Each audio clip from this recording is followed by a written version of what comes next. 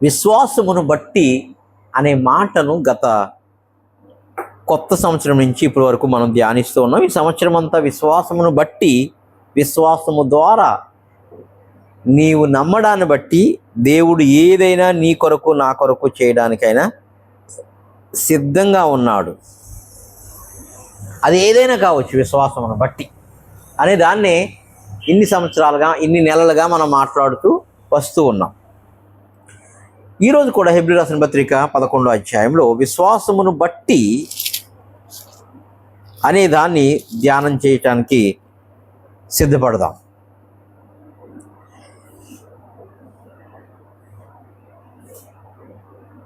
Hebrew రాసిన పత్రిక 11వ అధ్యాయం 1వ వచనం. విశ్వాసమన్నది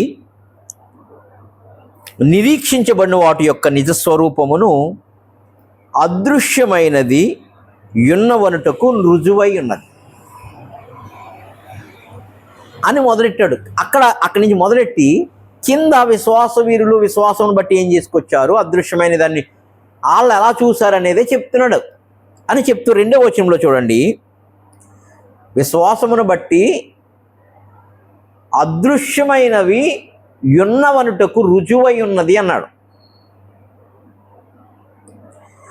దానిని బట్టే పెద్దలు సాక్ష్యము పొందారంట. 11వ అధ్యాయంలో ఉన్న పెద్దలందరూ కూడా, లేదా బైబిల్లో ఉన్న పెద్దలందరూ కూడా, భక్తులందరూ కూడా ఆ విశ్వాసమును బట్టి కనబడని దాన్ని ఏదో దేన్నో దృశ్యమైనదిగా వీళ్ళు చూడడం మొదలుపెట్టారు. అది ఎలా జరిగిందంటే విశ్వాసమును బట్టి జరిగింది, నీ నమ్మకాన్ని బట్టి జరుగుతుంది అన్నాడు. అసలు ఎంటైర్ ఈ బైబిల్ అంతా ఆ నమ్మకం మీదే ఆధారపడి ఉంది, విశ్వాసం మీదనే ఆధారపడి ఉంది. ఆ విశ్వాసము నిరీక్షణ ప్రేమ అనే ముందు, నిరీక్షణ ప్రేమ దగ్గరికి వెళ్ళకముందు ఈ విశ్వాసం అనేది అసలు క్రిస్టియానిటీలో కాదు, దేవుని మీద విశ్వాసం లేకుండా ఈ లోకంలో ఉన్న అందరి మీద అవిశ్వాసి అయిన వాడు దాడి చేశాడు. అవిశ్వాసి విశ్వాసం అనేది దేవుని వైపు ఎవడి మీదకి వెళ్ళకుండా అవిశ్వాస అనే సాతానుగాడు దాడి చేశాడు. విశ్వాసమునకు కర్త అయిన వాడు హెబ్రీ రాసిన పత్రిక 11వ అధ్యాయంలో విశ్వాస వీరులు విశ్వాసం ఉంచి అదృశ్యమైన దాన్ని ఎలా చూడగలిగారో, కనబడిన దాన్ని ఎలా చూడగలిగారో చెప్పుకుంటూ వస్తున్నాడు. విశ్వాసపు ఆత్మ ద్వారా పౌలు రాస్తూ ఉన్నాడు. దాన్ని బట్టి పెద్దలు సాక్ష్యం పొందిరి, ప్రపంచములు లేదా యుగములు దేవుని వాక్యం వలన నిర్మాణమైనవనియు, అందును బట్టి దృశ్యమైనది, ఇప్పుడు కనబడుతున్నది పదార్థముల చేత నిర్మించబడలేనదనియు విశ్వాసము చేత గ్రహించుకొనుచున్నాం. ఈ వాక్యం అనే దేవుడంట యేసు ఇప్పుడు కనబడుతున్నవన్నీ కూడా, దృశ్యముగా కనబడుతున్నవన్నీ కూడా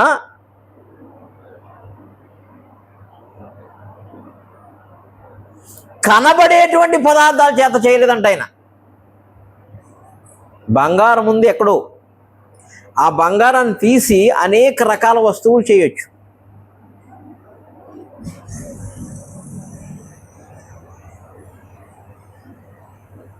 లేకపోతే ఒక చెట్టు ఉంది, ఆ చెట్టుకు వచ్చిన కాయని, విత్తనాలని ఎక్కడెక్కడో పాతి అనేక చెట్లుగా చేయొచ్చు. కానీ ఇక్కడ దేవుడు ఈ కనబడుతున్నది అంతా కూడా ఎక్కడో కనబడిన పదార్థముల చేత చేయలేదు. ఎక్కడో ఉన్న వాటిని, ఈ విశ్వంలో ఉన్న వాటి అన్నిటినీ కూడా ఎక్కడో ఉన్నది, అది దాన్ని పట్టుకొచ్చి డెవలప్ చేయలేదు. కనబడని పదార్థముల చేత చేశాడు అని చెప్తున్నాడు. హల్లెలూయా. కనబడని పదార్థముల చేత దేవుడు తన మాట ద్వారా చేశాడు అన్నిటినీ అని చెప్పుకుంటూ వస్తూ ఉన్నాడు. హల్లెలూయా. అయితే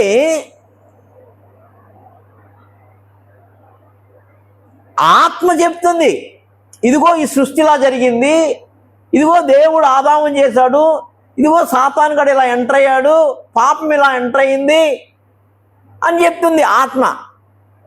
అది మనిషి రాశాడు పుస్తకంలో. ఈ 66 పుస్తకాలే వాక్యము, ఈ వాక్యమే దేవుడు. కానీ 66 పుస్తకాలలోనే మొత్తం దేవుడు అంతా ఉండడు. హల్లెలూయా. 26 పుస్తకాల్లో ఉన్న వాక్యాల్లోనే దేవుడు ఉండడు, వాటికి మించి ఉన్నాడు. కాబట్టి మనిషి జ్ఞానానికి ఊహకి గోచరము కాని దాన్ని ఆత్మ బయలుపరుస్తుంది అన్నాడు. అంటే ఆత్మ బయలుపరిచిన దాన్నే కొంచెం బయలుపరిస్తేనే అది దేవుడైతే, అసలు ఇంకా కనబడింది చాలా ఉంది, అదృశ్యమైంది అన్నాను నేను. హల్లెలూయా. ఆ కనబడిన అదృశ్యమైన దాన్ని ఆత్మ ద్వారా చూడడమే విశ్వాసమును బట్టి, విశ్వాసం వలన మన జీవితాల్లో కలుగుతుంది. హల్లెలూయా. ఆ విశ్వాసపు ఆత్మలోనికి మనం ఎదగాలి. హల్లెలూయా.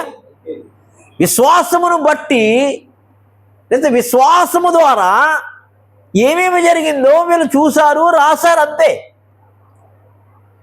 కానీ యోహాను భక్తులు ఏమంటారు, శిష్యులు ఏమన్నారు, అతను చెప్పిన మాటలు రాయడానికే మనకేం సరిపోదంట, ఆకాశము భూమి కూడా సరిపోదన్నారు. అట్లాంటిది అంత ఈ విశ్వంలో ఆయన మాటలు రాయడానికే ఈ ఆకాశం భూమి ఈ సృష్టి సరిపోనప్పుడు, ఆ సృష్టికర్తను వచ్చి 26 పుస్తకాల్లో ఉన్న వాక్యంలోనే పెట్టేసి ఇంతకు మించిగా దేవుడు లేదనుకోవడం మన అవివేకము. ఇంకా ఉంది, అది ఆత్మ బయలుపరుస్తుంది. ఆ ఆత్మ విశ్వాసపు ఆత్మ ద్వారా నీ కంటికి చెవికి వినబడం దాన్ని బయలుపరుస్తుంది. అదే అదృశ్యమైనది. హల్లెలూయా. ఆ అదృశ్యమైనది నువ్వు చూడకుండా ఈ లోకంలో ఉన్న దృశ్యమైనంత నీ కంటిని కప్పేస్తూ ఉంది. హల్లెలూయా. ఆ అదృశ్యమైనది నీ కంటికి కనబడకుండా, చెవికి వినబడకుండా, హృదయానికి గోచరము కాకుండా ఈ లోకమంతా, శాపమంతా, పాపమంతా నేను సమాధి చేస్తూ ఉంది. ఆ పొరలను రాలగొడటానికి వస్తున్నదే విశ్వాసపు ఆత్మ. హల్లెలూయా. ఆ పొరలు రాలిన పౌలే ఈ జగములలో, యుగములలో మరుగై ఉన్న మర్మాన్ని నేను రాస్తున్నాను అన్నాడు పౌలు. నాకన్నా ముందున్నటువంటి వారికి ఎవరికి బయలుపరచబడిన విషయాన్ని నేను రాయగలుగుతున్నాను, చెప్పగలుగుతున్నాను. ఆ మర్మము నాకు బయలుపరచబడింది అన్నాడు ఈ పొరలు రాలిన పౌలు. ఎలా అంటే ఆత్మ ద్వారా, విశ్వాసపు ఆత్మ ద్వారా. అలా ఈ సృష్టి క్రమాన్ని రాస్తున్నప్పుడు ఈ పెద్దలు ఏం సాక్ష్యం పొందారంటే కనుక, అదృశ్యమైన దాన్ని ఏదో చూస్తూ ఉన్నారు. ఈ దృశ్యమైనది కనబడినటువంటి పదార్థముల చేత కాదు, కనబడని పదార్థముల చేత దేవుడు ఎలా సృజించాడు. కనబడని ఇంకొక ప్రపంచం ఇంకొకటి ఉంది.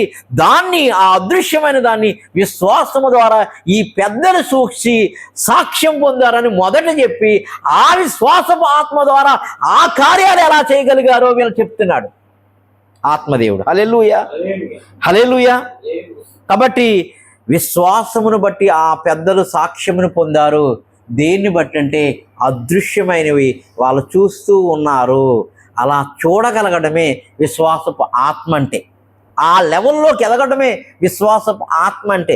ఆ విధముగా మనం మారడమే విశ్వాసమును బట్టి, నమ్మకమును బట్టి అంటే. హల్లెలూయా. చూడండి, ప్రపంచములో నిర్మించినవి అన్నాడు. చాలా ప్రపంచాలు ఉన్నాయి. ఆ ప్రపంచముల్లో చిట్ట చివరి ప్రపంచము మానవ భూమి అనే ప్రపంచం. హల్లెలూయా. ఆ ప్రపంచాలన్నీ నిర్మించిన తర్వాత ఎండ్ టైంలో నిర్మించాడంట. అప్పుడు దేవదూతలు కూడా పుట్టేస్తున్నారు కాబట్టి భూమికి పునాదులు వేసినప్పుడు ఉదయ నక్షత్రములు ఏకముగా కూడినప్పుడు భూమికి పునాదులు వేశానని ఒక మాట రాయిస్తున్నాడు. అంటే ఆ ప్రపంచాల్లో వేరే వాళ్ళు ఉన్నారు, జీవిస్తున్నారు. కానీ చిట్ట చివరి ప్రపంచము భూమి. ఆ భూప్రపంచం మీద, ఆ భూప్రపంచము మట్టితో చేశాడు, మన్నుతో చేశాడు. ఆ మట్టిలోంచే మనిషి వచ్చాడు. హల్లెలూయా. హల్లెలూయా. ఈ మట్టిలోంచే మనిషి వచ్చాడు. ఆ మట్టి ఎలా వచ్చిందంటే కనుక అంతకుముందు లేదు, మాట ద్వారా మట్టి వచ్చింది, ఈ భూమి వచ్చింది. హల్లెలూయా. ఈ మాట ద్వారా మట్టి వస్తే మాటలే సృష్టి అవని. దేవుని మాటలు ఇలా ఒకటి పలుకుతున్నాడు. సూర్యుడు రావాలి, చంద్రుడు రావాలి, నక్షత్రాలు రావాలి, ఆకాశం రావాలి, మేఘం రావాలి, మేఘంలో బిందువులు రావాలి, భూమి రావాలి, భూమిలో పర్వతములు రావాలి, మట్టి రావాలి, ఇసుక రావాలి. అలా పలుకుతూ ఉంటుండే ఆ మాటలే సృష్టి అయినాయి. ఆ సృష్టిలో ఉన్న మట్టిని తీసి మట్టి మనిషిని చేశాడు. ఆ మట్టి ఘట్టము మహిమ ఘట్టముగా మార్చడానికే అదృశ్యమైన దాన్ని దానిలో ఉంచాడు దేవుడు. అది కనబట్ల. ఒరేయ్, నువ్వు ఈ భూమిలో నువ్వు ఉన్నావు, ఈ భూమిలో నీ తల్లిదండ్రులు ఉన్నారు, ఈ భూమిలో ఆదామావులు ఉన్నారు. ఆ ఆదామావులోంచి నువ్వు వచ్చావు. అసలు నువ్వు కాదు, ఆ ఆదాము అవ్వలలో ఉన్న ఈ భూమి, ఆ భూమిలో ఉన్న ఆదాము అవ్వలు ఏమి కనబడుతున్నారంటే అదృశ్యముగా మహిమ దేహాలుగా కనబడుతున్నారు. హల్లెలూయా, హల్లెలూయా. అంటే దేవుని మాటలు ఈ సృష్టిని తయారు చేస్తే, ఈ సృష్టి మాట ద్వారా సృష్టి అంతా తయారైంది. అంతకుముందు ఈ సృష్టి ఎక్కడో లేదు, అక్కడ దాన్ని తీసుకొచ్చి ఇక్కడ ఎక్స్పోర్ట్ చేయలేదు, ఇక్కడ లేదా దిగుమతి చేయలేదు. ఒక మాట ద్వారా, మాటల్లోంచి సృష్టి వచ్చింది. ఆ మాటల్లోంచి మన్ను వచ్చింది, ఆ మన్నులోంచి మనిషి వచ్చాడు, ఆ మనిషిలో మహిమదేహాన్ని దాచి ఉంచాడు దేవుడు. అది అదృశ్యమైనది. హల్లెలూయా. అందుకు ఈ పెద్దలు సాక్ష్యం పొందారంట విశ్వాసమును బట్టి. అదృశ్యమైనదని చూసి ఈ పెద్దలు కూడా సాక్ష్యము పొందిరి అన్నాడు. అంటే మిగతా గ్రహాల్లో కూడా మట్టి ఉంది, ఆ గ్రహాల్లో మనుషులు తయారవరు. మిగతా గ్రహాల్లో కూడా సూర్యుడు ఉన్నారు, చంద్రుడు ఉన్నారు, నక్షత్రాలు ఉన్నాయి, చాలా విశ్వం కూడా అక్కడ కూడా ఉంది. కానీ మనుషులు తయారవరు. దేవుని పోలికలో ఉన్న మనిషి అసలు తయారవడం కేవలము ఈ ప్లానెట్లోనే తయారు చేశాడు. ఈ ప్రపంచములను దేవుని వాక్యం వల్ల కనుగొన్నాడు, సృష్టించాడు. హల్లెలూయా, హల్లెలూయా. నేను ఏమి చెప్దాం అనుకుంటున్నానంటే, పరిశుద్ధాత్మ ఏం చెప్దాం అనుకుంటున్నానంటే, ఆ మట్టిలో ఈ సృష్టిని చేసినప్పుడే నీ యొక్క చిత్తము, ఉద్దేశము, సంకల్పము, ప్లాన్ అండ్ పర్పస్ అంతా దాచి ఉంచాడన్నా నేను. అది కనబడకుండా చేస్తున్నది అవిశ్వాసము, అది కనబడేలా చేసేదేమో విశ్వాసము. ఆ విశ్వాసంలోకి వస్తే నువ్వు ఏమై ఉన్నావు, నీ ఫుల్ స్టాప్ ఏమై ఉంది. కాబట్టి చూస్తున్నారు కాబట్టి పేతురు కావచ్చు, పౌలు కావచ్చు, నేను వెడలిపోవాల్సిన సమయం వచ్చింది. యాకోబు అన్నాడు, నేను వెడలిపోవాల్సి వచ్చిన సమయం వచ్చింది. దావీదు అన్నాడు, నేను అందరు లోకులు వెళ్తున్న దారిలో నేను వెడలిపోయిన సమయం వచ్చింది, కాబట్టి మీకు కొన్ని విషయాలు చెప్తాను రండి అంటున్నాడు. వీళ్ళు ఎక్కడికి వెళ్తారు? వీళ్ళు ఏమై ఉన్నారంటే గనక దేవునిలోంచి వచ్చిన మాట ఉన్నారు. ఆ మాట మొన్నయింది అంటున్నాను నేను.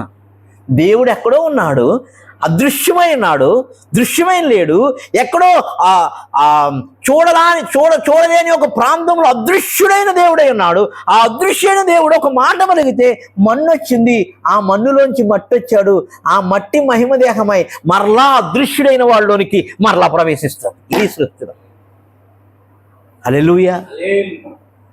అంటే నువ్వు ఎక్కడున్నావు అంటే అదృశ్యముగా దేవునిలోనే ఉన్నావు, దేవునిలోనే ఉనికిని కలిగి ఉన్నావు, దేవునిలోనే మన్ను ఉన్నావు. మన్ను కాదు, నువ్వు మాట ఉన్నావు. ఆ మాట మన్నుగా వచ్చి ఆ మన్ను మహిమగా మార్చబడి మరలా మహిమలోనికి ప్రవేశిస్తున్నావు. హల్లెలూయా. కాబట్టి ఆయనలో బ్రతుకుతున్నాం, చలించుచున్నాం అంటాడు పౌలు. మాటలోంచి మన్ను ఎలా వస్తుంది? ఆ మన్నుని దేవుడు తన పోలికలోనికి ఎందుకు మార్చుకున్నాడు? గాడ్ ఇమేజ్ అని రాయబడింది బైబిల్లో, ఇంగ్లీష్లో. దేవుని యొక్క పోలికలోకి మన్ను ఎలా తయారవుతుందండి? ఆ మన్ను ఆయన మాట ద్వారా వచ్చింది. ఈ సృష్టి ఆయన మాట ద్వారా వచ్చింది. ఆ మాట దేవుడై ఉన్నాడు అనగా నువ్వు దేవుడు అయి ఉన్నావు అంటున్నాడు కొత్త నిబంధనలో యేసు. నువ్వెవరో అనుకుంటున్నావు? నాలోంచి వచ్చిన దేవుడు నువ్వు, నాలోంచి వచ్చిన దైవము నువ్వు, నాలోంచి వచ్చిన దైవములు మీరు అంటున్నాడు ఆయన. అయ్యో కాదయ్యా, మేము పాపం ఉంది, మాలో శాపం ఉంది. No problem. నేను నా యందు విశ్వాసమును బట్టి ఆ మన్నును మహిమగా మార్చి మరలా నాలోనికి అనగా దేవునిలోనికి ఏకం చేసుకో. అందుకనే దేవుడు అన్నాడు యేసు ప్రభు తండ్రితోటి, నీవు నేను ఏకమై ఉన్న రీతిగా ఈ మన్నైన వాళ్ళు కూడా మనతో కూడా ఏకము చేసి మనము ఏకమై ఉన్న రీతిగా వీరు కూడా మనలో ఏకం. ఇక విడిపోదా బంధం. ఈ సృష్టికి చెప్తుంది, నేను దైవమును చేయబోతున్నాను అని దేవుడు. ఎన్నో చేసేసి వాళ్ళు ఫెయిల్ అయిపోయారు. అప్పుడు చెప్తున్నాడు, అంత్య దినముల్లో నేను ఒక సృష్టిని చేయబోతున్నాను. అది నా మాట ద్వారా చేయబోతున్నాను. నా మాట ద్వారా నేనే పరుస్తాను, నేనే బేరుస్తాను, నేనే ఎక్కడేవి ఉండాలో చెప్తాను. అనగా మన్నులో నువ్వు ఉన్నావు. ఆ మన్ను తన మాటలోంచి వచ్చింది, ఆ మాట మన్ను అయింది, ఆ మాటను పాడు చేసింది అపవాది. పాడు చేసిన ఆ మన్నుని మరలా మహిమగా మార్చి మరలా అతనిలోకి తీసుకుంటున్నాడు. ఆత్మ దయచేయని వద్దకు వెళ్ళి ఏకమైపోతున్నారు. అప్పుడు తండ్రి, నీవు నేను ఏకమై ఉన్న రీతిగా అనగా ఈ పిల్లలు ఆత్మ ద్వారా ఏకమైపోతున్నారు. అందుకనే ఎవడైతే యేసుక్రీస్తు ఆత్మ లేనివాడు వాడు నా వాడు కాదంటే, అప్పుడు ఆత్మ ఉన్నవాడు వాడు నా వాడు నేను తండ్రి ఎలా ఏకమో ఈ పిల్లలు కూడా ఏకమై ఉన్నారు, మమేకమై ఉన్నారు. ఇక మహిమే ఉంటుంది తప్ప పాపం ఉండదు, ఇక చీకటి ఉండదు. సమీపింపరాని తేజస్సునందు అదృశ్యుడై ఉన్నట్టుగా మనము కూడా అదృశ్యమైనదిగా కనబడతాం. ఇప్పుడైతే దృశ్యమైనదిగా ఉన్నాం, అదృశ్యమైనది ఇంకా కనబడలే మనలో. ఆ అదృశ్యమైన దాన్ని చూశారంటే ఈ భక్తులు విశ్వాసం ద్వారా, నేను ఇలా కాబోతున్నానని అబ్రహాం మోషే నేను ఇలా కాబోతున్నానని చూశాడు. కాబట్టి ఐగుప్తుల ధనము కంటే క్రీస్తు విషయమైన నింద గొప్ప భాగ్యమని విశ్వాసమును బట్టి ఎంచుకున్నాడు. హల్లెలూయా. నీ కొరకు ప్లాన్ ఉంది. ఆ ప్లాన్ కనబడకుండా అవిశ్వాసం అనే సాతాను పనిచేస్తున్నాడు, అపనమ్మకం అనే సాతాను పనిచేస్తున్నాడు. విశ్వాసమునకు కత్తి అయిన వాడు గనక విశ్వాసపు నేత్రములు, చెవులు, హృదయమును నీకు గాని నాకు గాని తెరవగలిగితే, సృష్టి ఆరంభమా కాకముందే, ఈ భూమి కాదు ఇంకా ముందున్న ప్లానెట్లన్నీ పుట్టకముందే అదృశ్యమైన వాడిలో నేను ఏమై ఉన్నానో నీకు ప్రత్యక్షమవుతుంది. అదే విశ్వాసమును బట్టి. అప్పుడు నీ పిలుపేంటో, నీ పరుగేంటో మరీ నిశ్చయముగా దృఢముగా నువ్వు తెలుసుకోగలుగుతావు. అబ్రహాము వచ్చినప్పుడు ఒంటరిగా వచ్చినాడు, ముగ్గురితో బయలుదేరాడు. కానీ ఇసుక రేణువులు వలే అనే పదాన్ని పరిశుద్ధాత్మ దేవుడు రాయిస్తున్నాడు. నీ సంతానం అలా అవుతుందని. ఇక్కడ కూర్చున్నప్పుడు మనం ముగ్గురుగా ఉండొచ్చు, అది 30 మందిగా మారచ్చు. ఆ 30 మంది 300 అవ్వచ్చు, 3000 అవ్వచ్చు, 30 లక్షలు అవ్వచ్చు, 3 కోట్లు అవ్వచ్చు, 30 కోట్లు అవ్వచ్చు. హల్లెలూయా. భూదిగంతం వరకు మనం వెళ్ళొచ్చు. అబ్రహాముకి ఏ విశ్వాసం బట్టి భూదిగంతం వరకు ఇస్కరేణువులని వాగ్దానం ఉందో మనకు కూడా అదే వాగ్దానం నిలిచి ఉంది. ఇస్కరేణువుల వలె ఆత్మను మనకిస్తాడు. అవిశ్వాసం అయ్యో లేరు జనం. విశ్వాసమును బట్టి అబ్రహాము ఇసుక రేణువులను, ఆకాశమున నక్షత్రములను చూచి ఉన్నాడు, దాన్నే నమ్మి ఉన్నాడు. ఎందుకు అబ్రహామును ఎక్కడ పెట్టాడు తెలుసా? ఒక ఇసుక దేశంలో పెట్టాడు. కువైత్ అనే ప్రాంతం దగ్గర ఉంటుంది, ఉర్ అనే ప్రాంతం, సముద్రానికి ఆనుకుని ఉంటుంది. అక్కడ అబ్రహామును పెట్టినప్పుడు అబ్రహాము యొక్క విశ్వాసాన్ని నమ్ముతున్న నన్ను ఇక్కడ కొన్ని సంవత్సరాల తర్వాత పుట్టించాడు. నన్ను కూడా సముద్రం పక్కనే పెట్టించాడు. అబ్రహాము ఏ ఇసుకలోంచి ప్రయాణం అవుతూ వస్తున్నాడు, ఆ నడుచుకుంటూ వస్తున్నాడు, ఎటు చూసిన ఇసుకే. అప్పుడు అబ్రహాముకి దేవుడు ఇస్తున్న వాగ్దానం, ఈ ఇసుక రేణువులు చూసావు కదా నువ్వు నడుచుకుంటూ వస్తున్నప్పుడు, ఆ ఇసుక రేణువులాగా నీ సంతానాన్ని నీకు ఇవ్వబోతున్నాను. 20 సంవత్సరాల వరకు ఇవ్వలా, అసలు గర్భంలో వచ్చిన ఒక సంతానం లేదు, కానీ వాగ్దానం ఉంది. విశ్వాసాన్ని బట్టి దాన్ని నమ్మాడు. అబ్రహాం నమ్మాడు. అబ్రహాము నిన్ను నమ్మెను, నమ్మిన వారినే విడిచి వచ్చెను, కడుపు పంట నీకిచ్చెను, జనములకే తండ్రి ఆయెను, సర్వజనములకే తండ్రి ఆయెను. ఎందుకు? ఎంతైనా నమ్మదగిన వాడవు, నీవెంతైనా నమ్మదగిన వాడవు. హల్లెలూయా. అలా మన పిలుపులో, దర్శనములో, నిన్ను సృష్టించిన ప్లేస్లోనే ఆ కృప ఉంటుంది. హల్లెలూయా, హల్లెలూయా, హల్లెలూయా. కాబట్టి ఈ భూమిలో నీరుంది. ఈ భూమిలో ఏముంది? నీరుంది. ఈ భూమిలో గాలుంది. ఈ భూమిలో ఫలముంది. ఈ భూమిలో ప్రకృతి ఉంది. ఈ భూమిలో జీవరాశులు ఉన్నాయి. ఈ భూమిలో దేవుని పోలికగా ఉన్న దేవుళ్ళు ఉన్నారు. హల్లెలూయా. దేవుని పోలికలో ఉన్న దేవుళ్ళు అంటే మనమే, ఆయన కుమారులు. హల్లెలూయా. వేరే ప్లానెట్ ఉంది. ఆ ప్లానెట్లో చాలా సూర్యుడు ఉన్నాడు, చంద్రుడు ఉన్నాడు, నక్షత్రాలు ఉన్నాయి, కానీ గాలి లేదు, నీరు లేదు, ఇట్లాంటి ప్రకృతి లేదు, జీవము లేదు. హల్లెలూయా. వెతుక్కుంటున్నారు అందరూ. ఇంకా అక్కడ నీరు ఉంటుందేమో, అక్కడ జీవం ఉంటుందేమో, అక్కడ ప్రకృతి ఏమైనా పెంచొచ్చేమో అని చేస్తున్నారు. కానీ మనలోనే ఉంచాడు. అలా ఉంచిన ఈ సృష్టిని, అలా చేసిన ఈ సృష్టిని పాపము, శాపము, సాతాను పాడు చేసిన తర్వాత, ఎండిపోయిన తర్వాత, ఎండిపోయిన ఈ ఎడారి కోసం ఆయన మాట్లాడుతున్నాడు. ఆ ఎడారి మనమే. చూడండి, యెషయా గ్రంథంలో మాట ఉంటుంది, 43వ అధ్యాయం 18వ వచనం.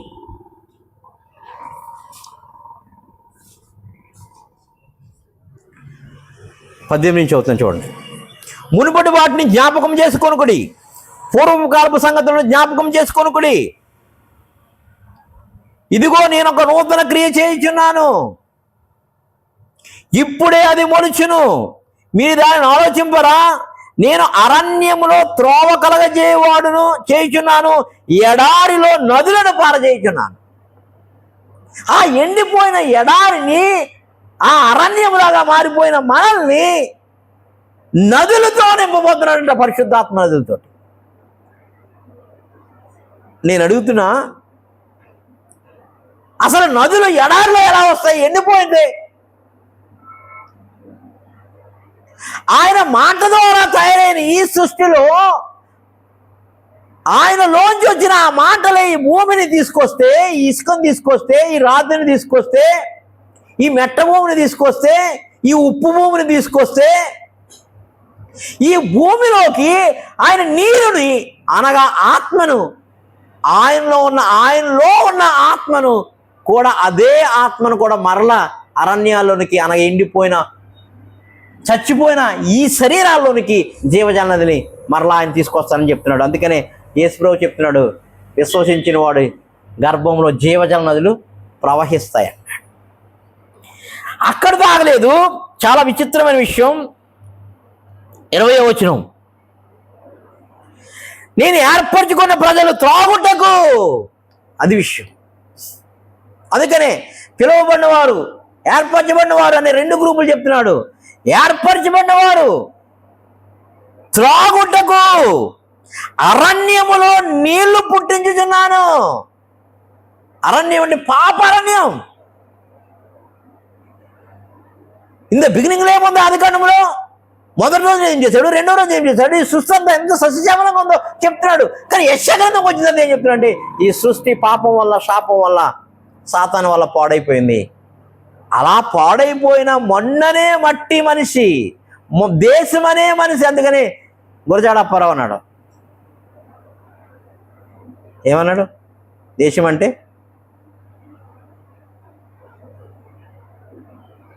మట్టి కాదోయ్. ఎవరు? గుర్రం జాషువా గారు. దేశం అంటే మట్టి కాదోయ్, మనుషులు అన్నారు. గుంటూరుకి ఇలా గొప్ప కవి. వాళ్ళ అమ్మగారు వాళ్ళ నాన్నగారు కూడా క్రిస్టియన్. హల్లెలూయా. వాళ్ళ బ్యాక్గ్రౌండ్ కూడా క్రిస్టియన్. ఎస్సీ క్రిస్టియన్, దళిత క్రిస్టియన్. హల్లెలూయా. నేను ఏర్పరచుకున్న ప్రజలు త్రాగుటకు అరణ్యంలో నీళ్లు పుట్టించుచున్నాను, ఎడారిలో నదులు కలగజేయుచున్నాను, అడవి జంతువులను, అడవి కుక్కలను, నిప్పుకోళ్ళను నన్ను కనపరచును. ఇది ఎక్కడ విషయం అంటే అలా తయారైపోయామంట మనం ఆ పాపాల ద్వారా, శాపాల ద్వారా. అడవి మృగాల్లాగా, నిప్పుకోళ్ళలాగా, అడవి నక్కల్లాగా. ఏమని అటువంటి మన కొరకు నీళ్లు రప్పించి, పరిశుద్ధాత్మ నీళ్లు ఈ అరణ్యంలో ఆ నీళ్ళ ద్వారా నీకు ఇచ్చి, ఆ నీళ్ళ ద్వారా ఆయనకి ఘనత వచ్చేలాగా నిన్ను మార్చి, నా నిమిత్తము నిర్మించిన జనులు నాకు స్తోత్రము చేయుచున్నారంట. అబ్బా, నా నిమిత్తము నిర్మించుకున్నాడంటే ఈ మట్టిలోంచైనా. అందుకని ప్రపంచమును వాక్యముగా కలిగినప్పుడు ఇది వేస్ట్, ఇది హేయమైంది ధర్మశాస్త్ర ప్రకారం, కుక్క నక్క. అట్లాంటి మనల్ని కూడా ఆయన పరిశుద్ధముగా మార్చుకోవడానికి సృష్టి ప్రపంచములు ఆరంభం అవ్వకముందే మన కొరకు ప్లాన్ వేసాడంట. ఇది విశ్వాసము బట్టి ఆ పెద్దలు సాక్ష్యం పొంది చూస్తున్నారంట. హల్లెలూయా. అందుకని అన్ని జనులకు ముందుగా సువార్త ప్రకటిస్తా. అయ్యో, అన్ని జనులకు ముందుగా సువార్త ప్రకటిస్తామేంటి అనలేదు అబ్రహాము. ఆ అన్ని జనులు దేశానికి దగ్గరగా ఉన్నాడు. ఇరాన్ భూభాగంలో ఉంది ఈ కువైత్కు దగ్గరలో ఉంది పాకిస్తాన్ బోర్డర్. పాకిస్తాన్ మందలం మన భారతదేశమే, ఆ పక్కనున్న దేశమే. కాబట్టి తూర్పు వైపుకి వెళ్ళండి అన్నాడు వాళ్ళ పిల్లలందరినీ. హల్లెలూయా. కాబట్టి అబ్రహాము అక్కడ నుంచి మొదలైన అబ్రహాము ఎలా విశ్వాసమును బట్టి కనబడలే, ఏమి వినబడట్లే, పొందుకోగలుగుతున్నాడు, చూస్తున్నాడు. నీకు కూడా దేవుడు చెప్తున్నాడు, నువ్వు నిప్పుకోళ్ళలా ఉన్నావు, మృగములా ఉన్నావు. మనిషి రూపంలో ఉన్న మృగము. నువ్వు నక్కలా ఉన్నావు, ఏమైన నక్కలా ఉన్నావు. కానీ మీ కొరకు జీవజన్నదులు అరణ్యంలో త్రోవలాగా నేను వచ్చానగా, యేసుగా వచ్చి అరణ్యంలో త్రోవ యేసు. ఆ జీవజలనదులు మీకు ఇస్తాను, మీరు తాగి నన్ను గనపరచబోతున్నారు. ఇదే ప్రపంచములు తయారు కాకముందు మన ప్రపంచంలో, మన ఈ భూ ప్రపంచంలో, ఈ మట్టి నేలలో నీ కొరకు చేసిన విశ్వాసమునకు కర్త అయిన వాడు చేసిన విశ్వాసపు త్యాగం. హల్లెలూయా. అందుకు ఆయన ఎందుకు విశ్వాసం ఉంటే ఆ నదులు నీ దగ్గరకు వస్తాయి, నీలోనికి వస్తాయి. నువ్వు ఎడారిలా ఉండొచ్చు, ఎండిపోయిన ఎడారిలా ఉండొచ్చు, కానీ నీలోకి మాత్రం ఆ పాపపు ఎండిపోయిన పాపపు నదిలాగా, పాపపు ఎడారిలాగా, ఇసుకలాగా నువ్వు మారిపోయినా, ఆ మారిపోయిన ఇసుకలో కూడా ఏమొస్తాయంటే మహిమా జలాలు వచ్చి మహిమా దేహాన్ని మనకిస్తాయి. హల్లెలూయా. హల్లెలూయా. ఇక్కడ కింద వచ్చిన ఏమంటున్నాడంటే నా నిమిత్తము నేను నిర్మించిన జనులు అన్నాడు. అంటే ఈ నక్కలాగా కుక్కని పోలుస్తున్న వాళ్ళందరూ ఆయన కొరకు నిర్మించిన జనులు అంట. ఆ జనులు నా స్తోత్రమును ప్రచురము చేయుదురు. హల్లెలూయా. ఎవరో స్తోత్రం అంటే ప్రభువైన యేసు. హల్లెలూయా. ఆ స్తోత్రమును ప్రచురం చేస్తారంట. అందుకని భూమి వింటుంది, భూమికి కూడా చెవులు ఉన్నాయి, భూమికి కూడా కన్నులు ఉన్నాయి, ఆకాశానికి కూడా చెవులు ఉన్నాయి. అందుకని యెషయా గ్రంథం 1వ అధ్యాయంలో చెప్తున్నాడు, యెహోవా మాట్లాడుచున్నాడు, ఆకాశం ఆలకించు, భూమి చెవి ఎగ్గు అంటాడు. చెవులు, కన్నులు వీటికి ఉన్నాయి ఆకాశానికి, భూమికి. అవి ఉండకపోతే నీకు అలా కన్నేవు. ఇప్పుడు మా అమ్మలోంచి నేను వచ్చానండి, మా నాన్నలోంచి నేను వచ్చాను. మా నాన్న కన్నులు ఉంటే నా కన్నులు ఉండాలి. ఆ కన్ను గుడ్డిదా చెడ్డదా తర్వాత విషయం. ఆ కాలు కుంటిదా తర్వాత విషయం. ఆ చెయ్యి కుంటిదా లేదా పనికొచ్చే చెయ్యి ఆ తర్వాత విషయం. మా తండ్రిలో ఉన్న అవయవాలన్నీ నాలోనికి రావాలి. భూమిలోంచి వచ్చిన భూమిలో అవయవాలు ఉన్నాయి కాబట్టి భూమి వింటుంది. కాబట్టి నువ్వు కూడా వింటున్నావు. భూమి నువ్వై ఉన్నావు. నీ ఆ పాడైపోయిన ఆ భూమిని, అనగా నువ్వు పాడైపోయిన ఆ భూమిలోంచి వచ్చిన నిన్నే దేవుడు మరలా తన పోలికలోనికి మార్చేసుకుంటున్నాడు. హల్లెలూయా. కాబట్టి భూమి వింటుంది, ఆకాశం వింటుంది. అంటే భూమి ఆకాశాల్లోంచి వచ్చిన మనము, భూమిలో మనలో ఏ అవయవాలు ఉన్నాయో భూమిలో కూడా అవే ఉన్నాయి. హల్లెలూయా. ఈ అవయవాలన్నీ కూడా దేవుని యొక్క నోటిలోంచి వచ్చిన మాట ద్వారా ఈ మట్టి తయారైంది, ఈ భూమి తయారైంది. అనగా మాటే సృష్టి తయారైంది. ఆ సృష్టిలోంచే సృష్టికర్త నిన్ను చేశాడు. ఆ అవయవాలన్నీ కూడా ఆయనలో ఉన్నాయే మరలా నీకు ప్రవేశపెడుతున్నాడు ఆత్మ ద్వారా. అప్పుడు నువ్వు దేవుడిగా మార్చబడతావు, దైవములుగా మార్చబడతావు. అప్పుడు ఆయన పోలికలోనికి నువ్వు మార్చబడతావు. ఇప్పుడైతే అరణ్యమైపోయావు, శాపమైపోయావు, పాపమైపోయావు, చీకటైపోయావు, అంధకారమైపోయావు. హల్లెలూయా, హల్లెలూయా. అందుకనే ఈ భూమికి ఏమున్నాయో అవన్నీ ఉన్నాయి. భూమికి వర్షం వచ్చినప్పుడు ఎలా చిగురిస్తుందో అలా నీవు పరిశుద్ధాత్మ వచ్చినప్పుడు కొత్త చిగురు నీలోకి వస్తుంది. భూమి ఎలా ఫలిస్తుందో నీవు కూడా అలా ఫలిస్తావు. అట్ల పేరు ఆత్మ ఫలాలు. భూమిలో ఎట్లా జీవం ఉందో, ఎంత ఎండిపోయినా కూడా నీలో కూడా జీవం ఉంది. ఆ జీవజల నది నీలోంచి ప్రవహిస్తుంది.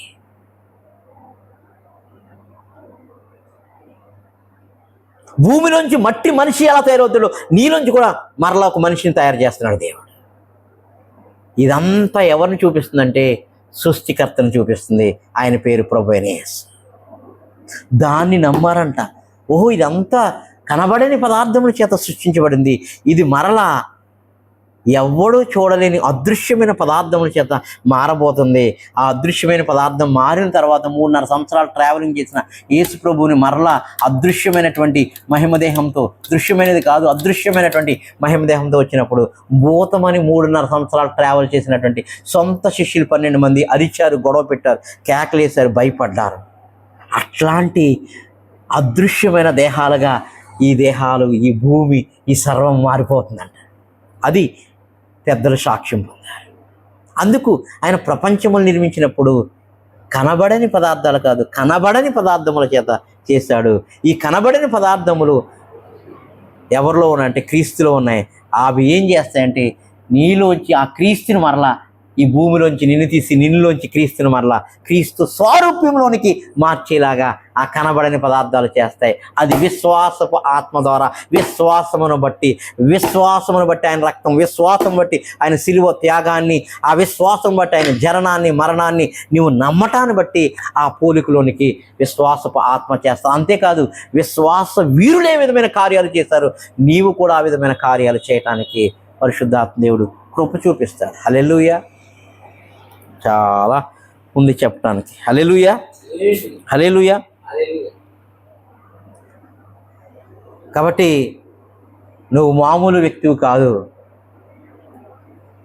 అబ్రహాం ఎట్లా అయితే గనక విశ్వాసమును బట్టి నమ్ముకుంటూ వచ్చినాడు, భక్తులు ఎలా నమ్మి ఉన్నారు, నీలో అవన్నీ ఉన్నాయి. భూమి ఎంత సారవంతమైందో నువ్వు కూడా అంత సారవంతమైన వాడే.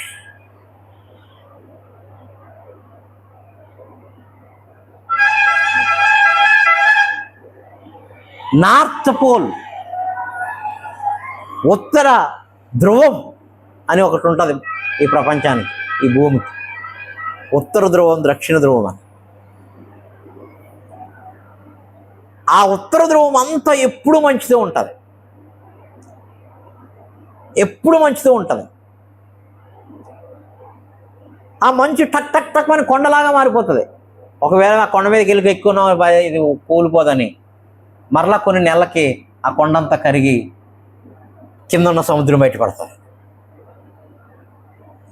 అక్కడ ఆ ఉత్తర ధ్రువంలో ఏముండాలో కూడా ఈ ప్రపంచములు నిర్మిస్తున్నప్పుడు ఆయన తెల్లని ఎలుగుబంట్లని అక్కడ పెట్టాడు. అవి ఒక్కటే బతుతాయి. ఎందుకంటే -50 ఉంటుంది. చచ్చిపోతాడు. -డిగ్రీ కాదు, -4 degrees అయి కాదు, -50 ఉంటుంది చలి. అంత తీవ్రత ఉంటుంది. ఎముకలు అలా కొరికి అలా చచ్చిపోతాం. అక్కడ కూడా అవి బ్రతుకుతాయి. హల్లెలూయా. అంటే భూమి చూడండి, ఆదికాండము 10వ అధ్యాయము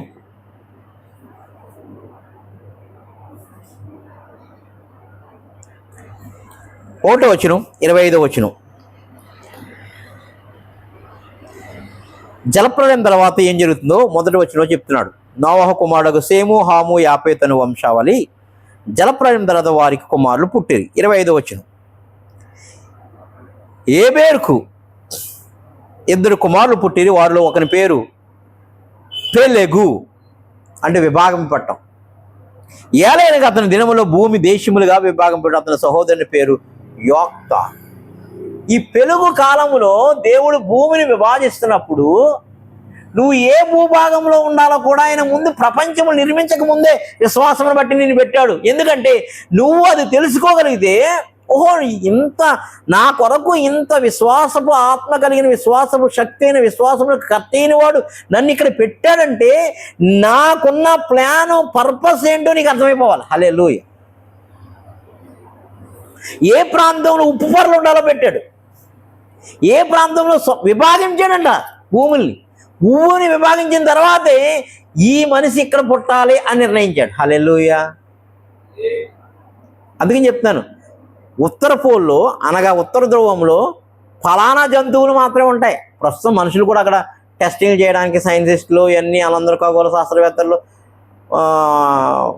ఒక చిన్న ఇట్లాంటి అట్లాంటివి తయారు చేసుకుని అక్కడ ఉంటున్నారు. ప్రస్తుతం ప్రయత్నం చేస్తున్నారు ఏం జరుగుతుంది అసలు ఉత్తర ధ్రువంలో అని. అది ఇప్పటివరకు కనుగొన్న నాదుడు లేడు.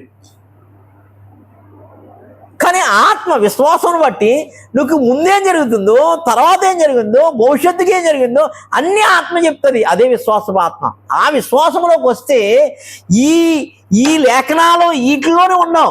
ఇక్కడి నుంచి ఇంకా ఏదో ఉంది, ఇంకా ఆత్మలోకం ఏదో ఉందని ఆత్మలోకంలో ట్రావెల్ చేయగలిగితే విశ్వాసపు ఆత్మ. అందుకని యెహోషువ ఆపాడు కాబట్టి అయ్యాలోను నువ్వు ఆపలేవు, నేను ఆపలేను. కానీ విశ్వాసపు ఆత్మలోకి వస్తే దానికి మించిన ఏదో కార్యము నీ ద్వారా చేయించగలుగుతాడు.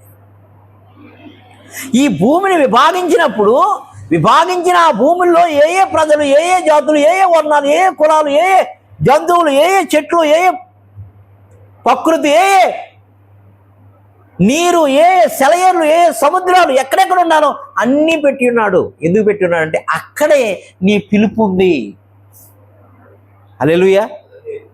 అక్కడి నుంచే నీ పిలుపు, నీ దర్శనం మొదలవుతుంది. ఆ భూమిలో విభాగించబడినప్పుడే నీ కొరకు. ఎందుకు నేను చెప్తున్నానంటే పలానా భూమికి వెళ్తావు, ఈ భూమిలో పలానా పంట బాగా పండుతుంది అని అంటావు. అంటే ఆ మట్టిలోంచి వచ్చిన ఆ పంట ఎలా అయితే పండిందో ఈ మట్టిలోంచి, ఇసుకలోంచి నిన్ను ఈ విశ్వానికి,